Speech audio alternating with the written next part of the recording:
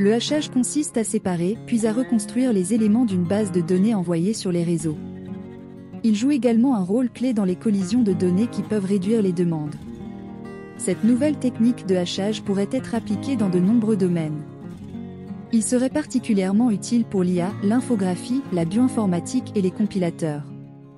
Le modèle permet de réduire de moitié les collisions données. Les fonctions de hachage standard sont très aléatoires. Il arrive que deux données ont la même valeur de hachage. Donc plus lent et moins efficace. Le nouveau modèle de hachage basé sur l'IA peut trier les données afin d'éviter les collisions. Celles-ci sont à moitié réduites et les calculs sont beaucoup plus précis. Le modèle peut réduire le niveau collision entre les clés d'un ensemble donné 30 à 15%. La durée l'exécution est également réduite 30%.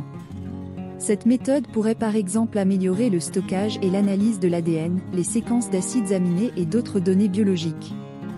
Ce que avons découvert dans ce travail, c'est que dans certaines situations, nous pouvons trouver un meilleur compromis entre le calcul de la fonction de hachage et les collisions auxquelles sommes confrontés.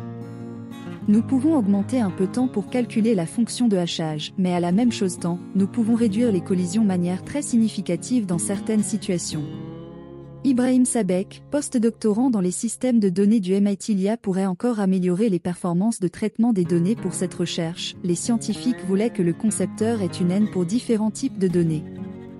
En étudiant les modèles appris, ils notent que les sous-modèles ont le plus d'influence pour réduire la collision.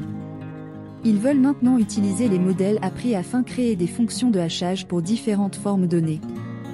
Nous voulons encourager la communauté à utiliser l'apprentissage automatique dans des structures de données et d'opérations plus fondamentales.